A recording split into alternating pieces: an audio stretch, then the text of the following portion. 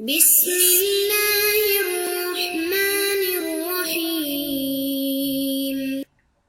الحمد للہ رب العالمین والصلاة والسلام علی اشرف الانبیاء والمرسلین اما بعد فاستعیذ باللہ من الشیطان الرجیم بسم اللہ الرحمن الرحیم السلام علیکم ورحمۃ اللہ وبرکاتہ۔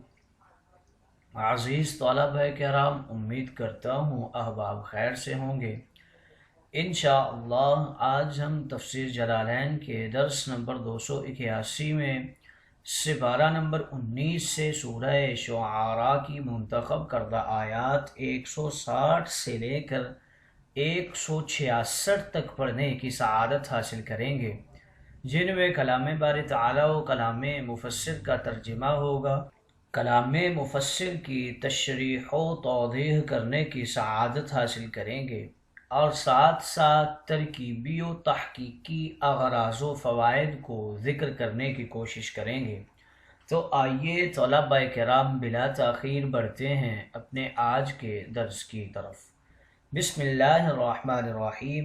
رب تعالیٰ نے ارشاد فرمایا، کذبت قوم لوط المرسلین اذ قال لهم اخوهم لوط الا تتقون۔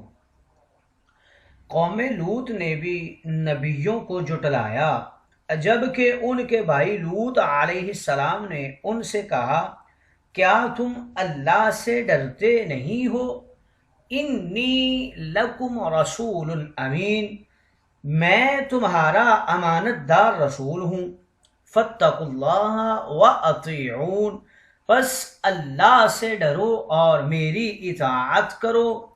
وما اسألکم علیہ من اجر ان ما اجری الا علی رب العالمین، اور میں تم سے اس پر کوئی اجرت یا صلہ نہیں چاہتا، یعنی جو میں تمہیں تبلیغ دین کر رہا ہوں اس پر میرا صلہ تو رب العالمین کے ذمہ کرم پر ہے۔ اتأتون الذکران من العالمین، کیا تم اہل عالم یعنی انسانوں میں سے مردوں کے ساتھ شہوت رانی کرتے ہو، اور تمہاری بیویوں کی جو چیز یعنی ان کی شرمگاہیں تمہارے لیے پیدا یعنی حلال کی گئی ہیں ان کو تم چھوڑے ہوئے ہو۔ اپنی بیویوں کی شرمگاہوں کو چھوڑ کر مردوں سے شہوت رانی کرتے ہو۔ یہ تفسیر اور ترجمہ اس صورت میں ہوگا جب من کو تبعیدیہ مانا جائے، اور اگر من بیانیہ لیا جائے تو من ازواجکم ماں کا بیان ہوگا۔ مطلب یہ ہوگا کہ اللہ نے جو چیز یعنی عورت تمہارے لیے حلال کی ہے اس کو چھوڑ کر مردوں کے ساتھ ہم جنسی کرتے ہو جو کہ حرام ہے، بلکہ انتم قوم عادون، تم حد یعنی حلال سے حرام کی طرف تجاوز کرنے والے ہو۔ آئیے طلبہ کرام ترجمہ کے بعد بڑھتے ہیں آج کے درس کی تشریح و توضیح کی طرف۔ انبیاء علیہ السلام کے قصص بیان ہو رہے ہیں، ان میں سے یہ چھٹا قصہ ذات مصطفیٰ کے سامنے پیش کیا جا رہا ہے آپ کی تسلی و تشفی کے لیے۔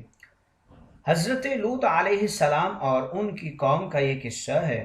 حضرت لوط کی قوم سے مراد اہل سیدوم اور ان کے متبعین ہیں۔ انہوں نے حضرت لوط، حضرت ابراہیم اور ان سے پہلے تمام نبیوں اور رسولوں کی تکذیب کی تھی، کیونکہ حضرت لوط باہر سے اس علاقہ میں آئے تھے۔ ان کا تعلق ان کے نسب سے نہیں تھا، نہ ان کے وطن سے تھا۔ یہاں پر بھائی کا اطلاق مشفق کے معنی میں کیا گیا ہے، کیونکہ بھائی پر شفیق ہوتا ہے اور مہربان ہوتا ہے، اور حضرت لوط علیہ السلام بھی اس قوم پر مشفق و مہربان تھے۔ حضرت لوط علیہ السلام کا نام لوط بن ہاران بن تارخ، ہاران حضرت ابراہیم خلیل اللہ کے بھائی تھے، اور حضرت لوط حضرت ابراہیم کے بھتیجے تھے۔ حسان بن عطیہ نے بیان کیا ہے، نبت عراقیوں کی ایک قوم کے بادشاہ نے حضرت لوط اور ان کے اہل پر حملہ کر کے ان کو قید کر لیا۔ پھر حضرت ابراہیم نے حضرت لوط کو چھڑانے کے لیے اس سے جنگ کی اور حضرت لوط اور ان کے اہل کو چھڑا لیا۔ حضرت ابن عباس رضی اللہ تعالی عنہما بیان کرتے ہیں کہ 10 نبیوں کے سوا تمام انبیاء حضرت یعقوب کی نسل سے ہیں۔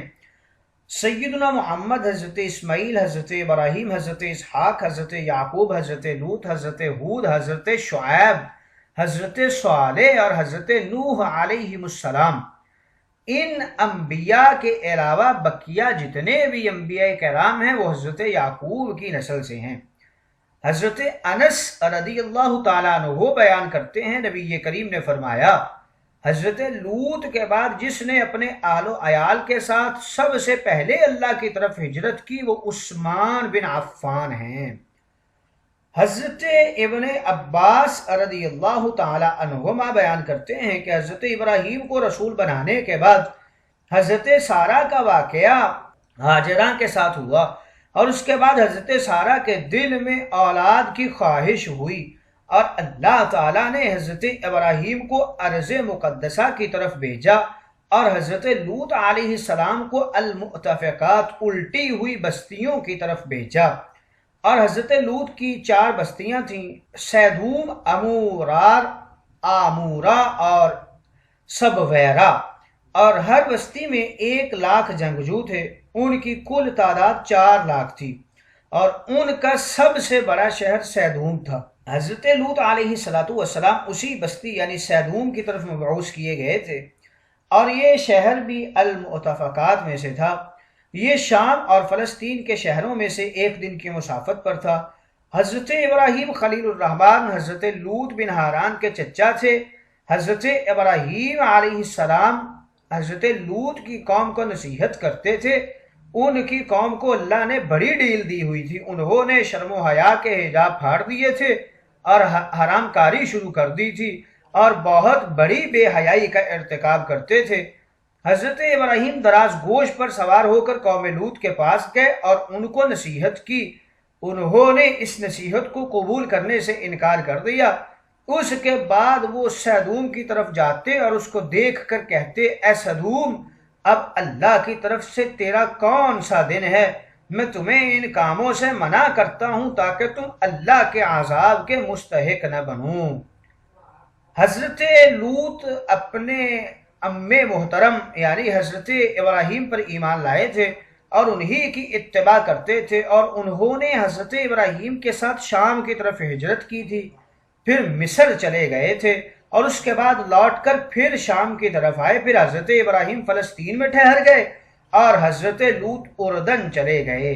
اس وقت حضرت ابراہیم کی نصف عمر گزر چکی تھی۔ تب اللہ تعالیٰ نے حضرت لوط کو اہل سیدوم کی طرف رسول بنا کر بھیجا، اور سیدوم والے سارے کافر تھے اور مردم پرستی میں مبتلا تھے۔ حضرت لوط ان کو کفر اور بے حیائی کے کاموں سے روکتے تھے اور منع کرتے تھے، اور ان سے یہی کہا کہ میں اس کام کے اوپر تم سے کوئی اجر طلب نہیں کرتا، میرا اجر تو میرے رب کے پاس ہے۔ اتأتون الذکران من العالمین۔ اس کے بعد ذکر ہے کہ حضرت لوط علیہ السلام نے اہل سیدوم سے کہا، کیا تم جہان والوں میں سے مردوں کے پاس آتے ہو؟ اس سے مراد یہ ہے کہ تم مردوں سے اپنی جنسی خواہش پوری کرتے ہو۔ جنسی خواہش پوری کرنے کو کنایتاً آنے سے تعبیر فرمایا ہے، جس طرح آیت مقدسہ میں ہے، نساؤکم حرث لکم فأتوا حرثکم انا شئتم۔ یہاں بھی کھیتیوں سے مراد اپنی بیویوں سے جمع کرنا ہے، جس کو کنایتاً کھیتیوں میں آنے سے تعبیر فرمایا ہے۔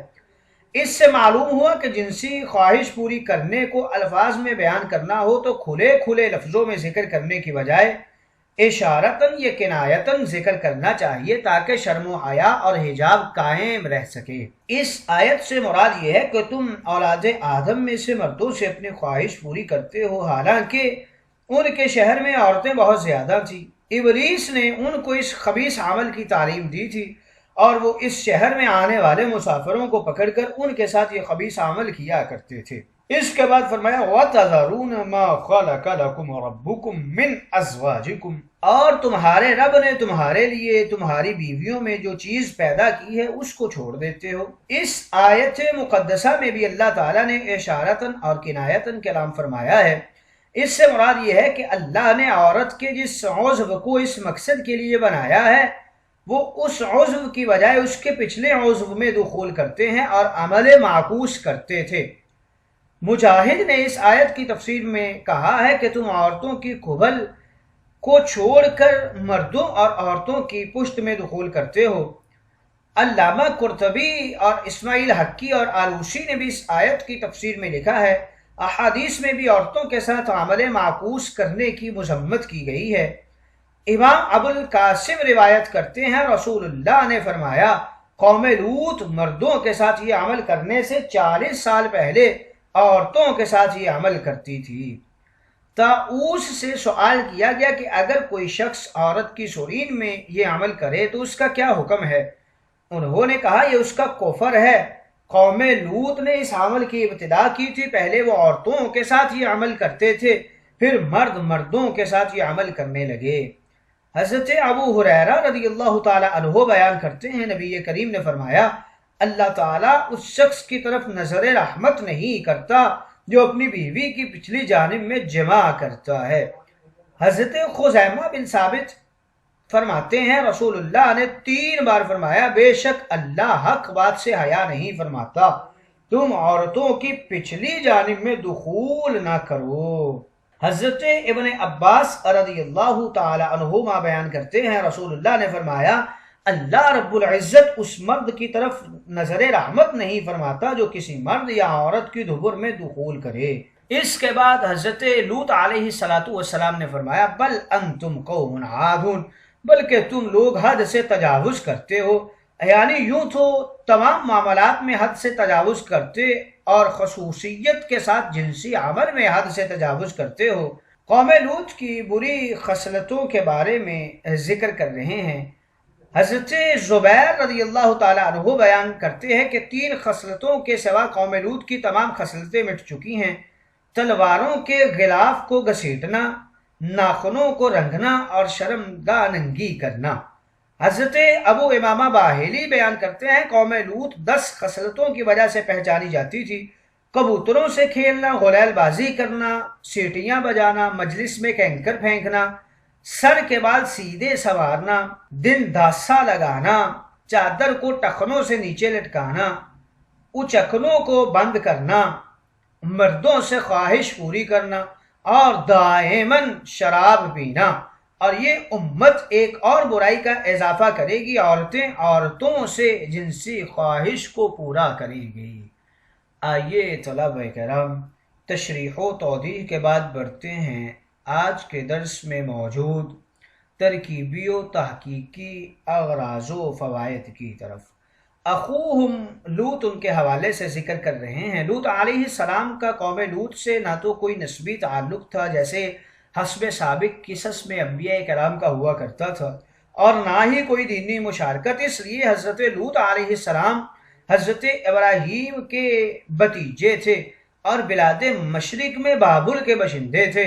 حضرت ابراہیم کے ساتھ ہجرت کر کے تشریف لائے تھے اور حضرت ابراہیم نے شام میں مقام خلیل میں قیام فرمایا اور حضرت لوط علیہ السلام نے اس کے قریب یعنی 1 دن کے مسافت کی دوری پر سیدوم بستی میں قیام فرمایا، مگر حضرت لوط نے اہل سیدوم میں بود و باش اختیار کر لی تھی اور مساہرت کا رشتہ بھی انہی لوگوں سے قائم ہو گیا تھا، اس وجہ سے حضرت لوط کو ان کا بھائی کہہ دیا گیا۔ ما خلق لکم ای احل لکم من ازواجکم، یہ ماں کا بیان ہے۔ شارع علیہ السلام نے من ازواجکم کی تفسیر اقبالہن سے کر کے 2 باتوں کی طرف اشارہ کیا ہے۔ پہلی یہ کہ ما خلق لکم میں ماں کی رعایت مقصود ہے، اگر ماں کے بجائے من ہوتا تو اس کی تفسیر من ازواجکم کافی تھی، اقبالہن کی ضرورت نہیں تھی۔ اور دوسرا یہ کہ اقبالہن سے اشارہ کر دیا تمہاری بیویوں کے تمہارے حلال ہونے کا مطلب یہ ہے کہ ان کی قبول ہی تمہارے لیے حلال ہے، دبر حلال نہیں ہے، اس لیے کہ قبول ہی موضع حرس ہے نہ کہ دبر، وہ تو موضع فرس ہے۔ عادون کے حوالے سے ذکر کر رہے ہیں، یہ عادن کی جمع ہے جس کے معنی ہے حد سے تجاوز کرنے والا، یعنی حق کو چھوڑ کر باطل اور حرام رستوں کو اختیار کرنے والا۔